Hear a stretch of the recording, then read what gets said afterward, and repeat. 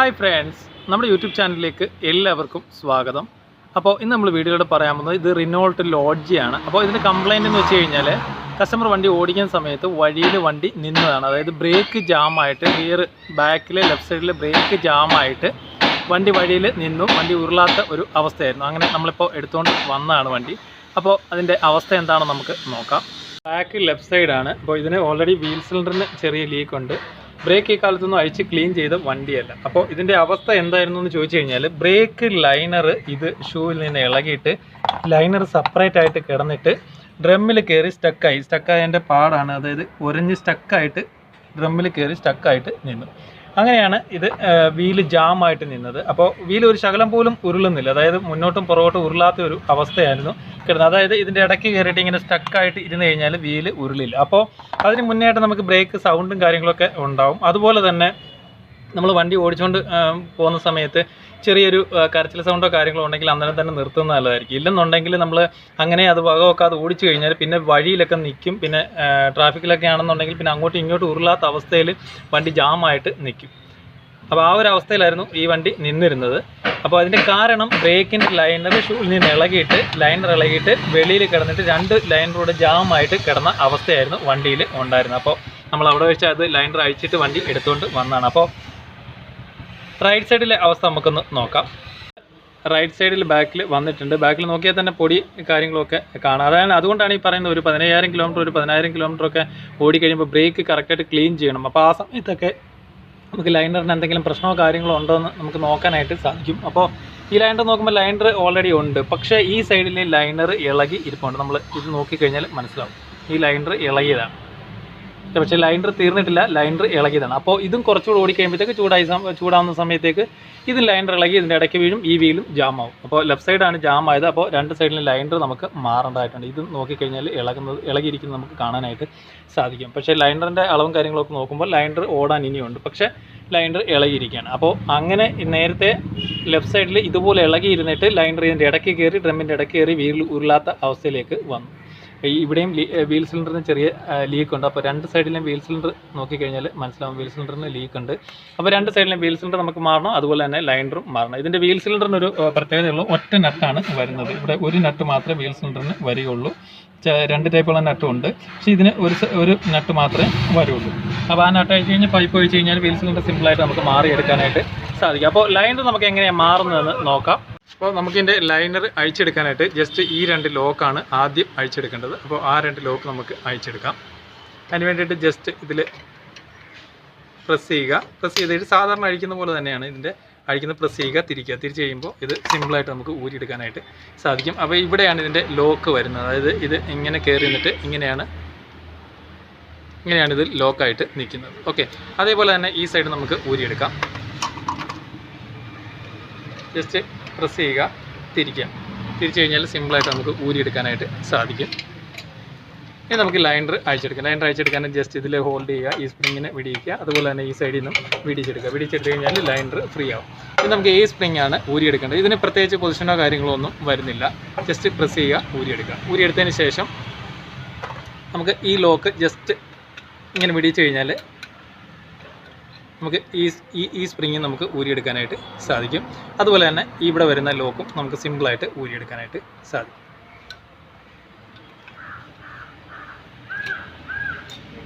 Okay, ഇങ്ങനെയാണ് ഇതിൻ്റെ lock വരുന്നത്. അതുപോലെ തന്നെ ഈ സൈഡിലെ സ്പ്രിങ് നമുക്ക് സിമ്പിളായിട്ട് തന്നെ ഊരിയെടുക്കാനായിട്ട് സാധിക്കും.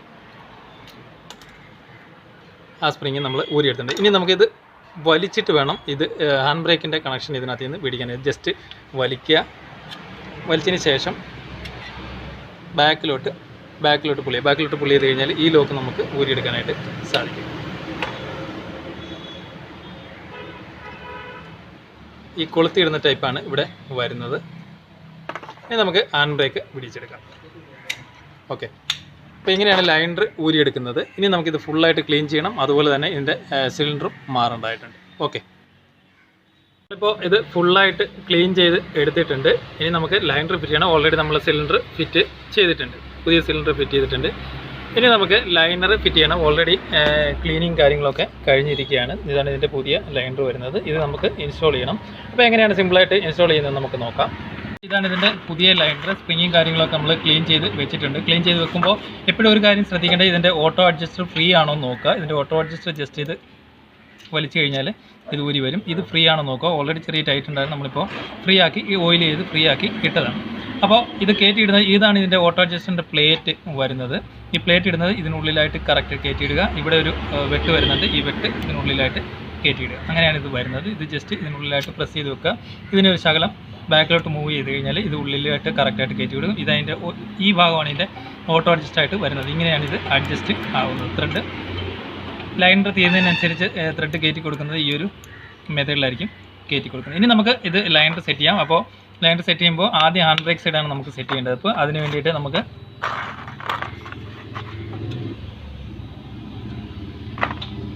ഈ സ്പ്രിങ്ങാണ് ആദ്യം ഇടേണ്ടത്. ആ സ്പ്രിങ് ഇടാനായിട്ട് ജസ്റ്റ് ഈ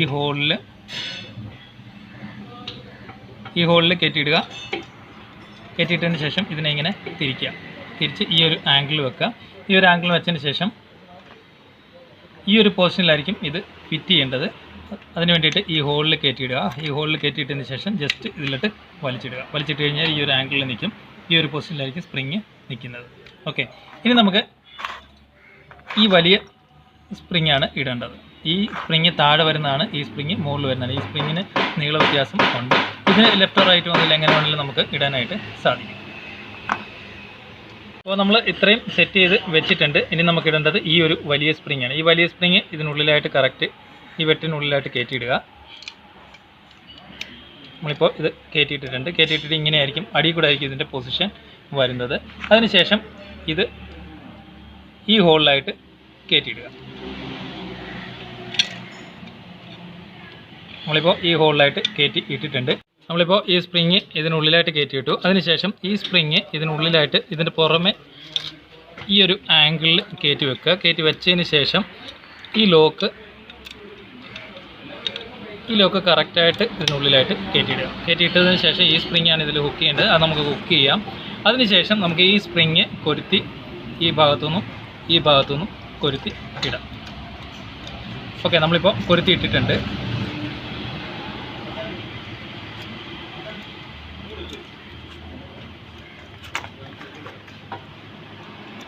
ഓക്കെ, നമ്മളിപ്പോൾ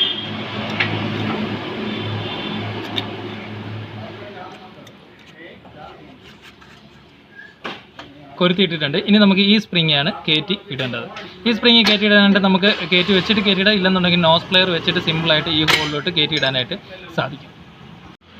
അപ്പോൾ ഇനി ഈ സ്പ്രിങ്ങാണ് നമുക്ക് കയറ്റിയിടേണ്ടത്. ഇത് ഇടാനായിട്ട് ജസ്റ്റ് ഒരു നോസ് പ്ലെയർ വേണമെന്നില്ല, ഒരു മൈനസ് ഉപയോഗിച്ച് നമുക്ക് സിമ്പിളായിട്ട് തന്നെ, ഇതിന് വലിയ ടെൻഷനൊന്നുമില്ല, ഈ ഹോളിലോട്ട് കറക്റ്റായിട്ട് കയറ്റിയിട്ട് കഴിഞ്ഞാൽ ലോക്കാവും. ഇങ്ങനെയാണിത് സെറ്റ് ചെയ്യുന്നത്.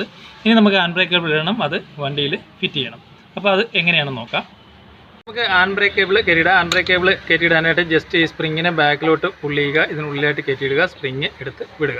ഇനി നമുക്ക് കയറ്റാനായിട്ട് ഈ സിലിണ്ടറിനുള്ളിലായിട്ട് കയറ്റാം. ഈ സ്പ്രിങ് ഇളകി പോകുന്നുണ്ട്, കുഴപ്പമില്ല, നമുക്ക് പിന്നിട്ടാലും മതി. അപ്പോൾ ഇനി ഇതിനെ അകത്തുക. ഇതിനകത്തതിന് ശേഷം ഈ സിലിണ്ടറിനുള്ളിലായിട്ട് കറക്റ്റായിട്ട് കയറ്റിയിടുക. ഓക്കെ, അപ്പോൾ സിലിണ്ടറിനുള്ളിലായിട്ട് കറക്റ്റായിട്ട് കയറി വീണിട്ടുണ്ട്. ഇനി നമുക്ക് ഈ സ്പ്രിങ് ഇടാം. ജസ്റ്റ് ഇതിൽ ഹുക്ക് ചെയ്യുക. അതിനുശേഷം ഇതിൽ ഹുക്ക് ചെയ്തിടുക. അതിനുശേഷം ലൈനറിനെ ബാക്കിലോട്ട് വലിച്ചിട്ട് ഈ ഹുക്കിലോട്ട് കയറ്റിയിടാം. ഓക്കെ, ഇപ്പോൾ ഇത് സെറ്റായിട്ട് ഇരിപ്പുണ്ട്. ഇനി നമുക്ക് ഇതിൻ്റെ ലോക്കാണ് ഇടേണ്ടത്. ആ ലോക്ക് ഇടാനായിട്ട് ജസ്റ്റ് ഈ ലോക്ക് ഇതിൻ്റെ ബാക്കിൽ കൂടെ ഹോളിൽ കൂടെ കറക്റ്റ് കയറ്റിയിടുക. സ്പ്രിങ് ഇടുക. സ്പ്രിങ് ഇട്ടതിന് ശേഷം ഈ ലോക്കാണ് നമുക്ക് ഇടേണ്ടത്. ഈ ലോക്ക് കറക്റ്റ് കൊണ്ടുവച്ചതിന് ശേഷം പ്ലെയർ ഉപയോഗിച്ച്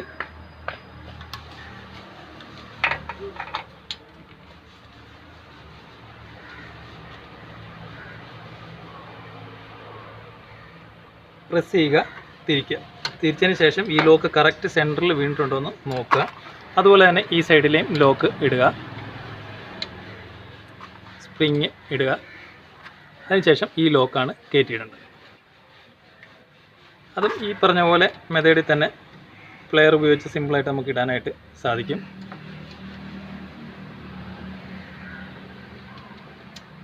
പ്രസ് ചെയ്യുക.